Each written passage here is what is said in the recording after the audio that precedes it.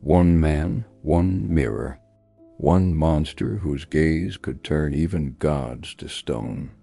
This is the story of a hero who faced death itself without ever looking it in the eye.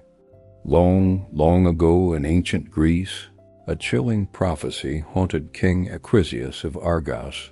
It foretold that he would one day be killed by his own grandson. Terrified, the king tried to cheat fate. He imprisoned his only daughter, the beautiful Danae, in a bronze chamber, hidden from the world and from all men. But you can't lock out the gods. Zeus, king of Olympus, saw her and, transforming himself into a shower of golden light, visited her in her lonely prison. From this divine union, a son was born, Perseus.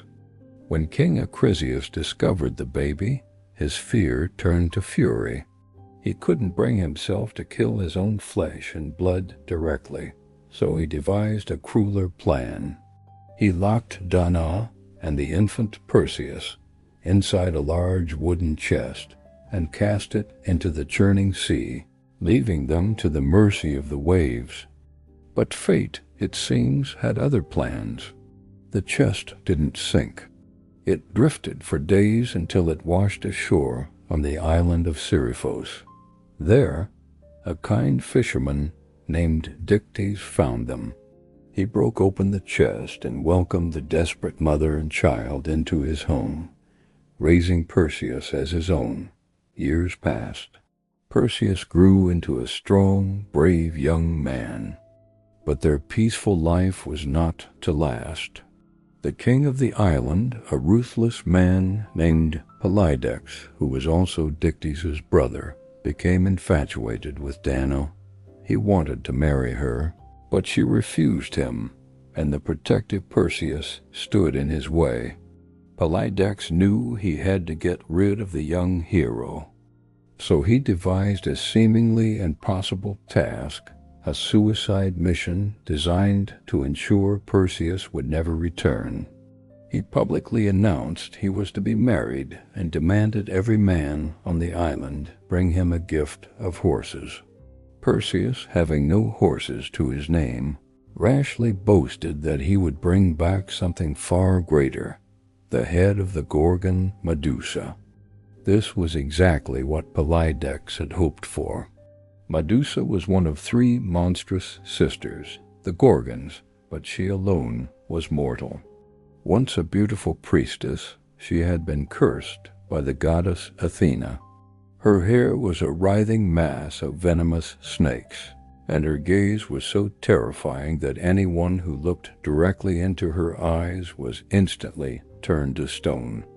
Perseus had made a bold promise, and as a hero, he had to keep it. But how could he fight a monster he couldn't even look at? The gods, watching from Olympus, decided to help their mortal kin.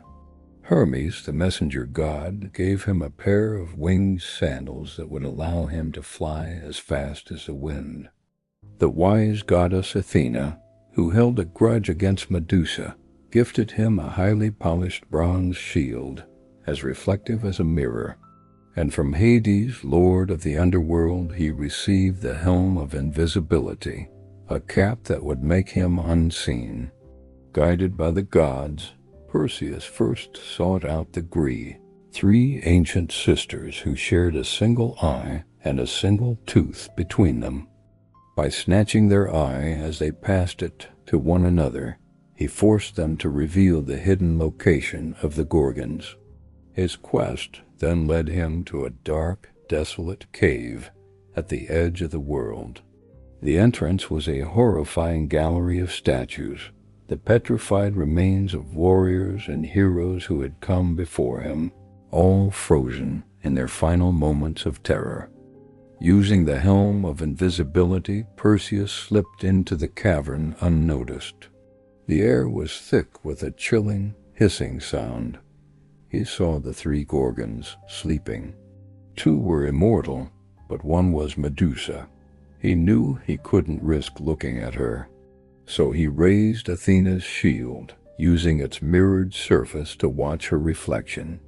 Her face was a twisted mask of rage, and her snake hair writhed and snapped. He crept closer, his heart pounding, his eyes locked on the reflection. Then, with a single, swift strike of his sword, he severed her head from her body. A strange and wondrous thing happened next. From the blood that gushed from Medusa's neck, two beings sprang into existence: Pegasus, the magnificent winged horse, and Chrysaor, a warrior wielding a golden sword. Without a moment to lose, Perseus grabbed Medusa's head, placed it in a special bag to contain its power, and used his winged sandals to fly away as Medusa's immortal sisters awoke, screaming in fury. His journey wasn't over. On his way back to Seriphos, he rescued the Princess Andromeda from a sea monster, and upon his return he found that the tyrant Polydex had been relentlessly pursuing his mother. Perseus strode into the king's court, where Polydex and his followers mocked him, believing he had failed. "I have brought the gift I promised," Perseus announced. Then he averted his own gaze and pulled Medusa's head from the bag. The king and all his men looked up, and in an instant their mockery turned to horror, as they were all turned to solid stone. Perseus had fulfilled his promise and freed his mother. The prophecy about his grandfather, King Acrisius, also came true, though by accident, when Perseus, participating in a discus competition, threw it off course, tragically striking and killing the old king, who was a spectator in the crowd. Perseus, the hero who conquered a monster by looking at its reflection, teaches us a powerful lesson.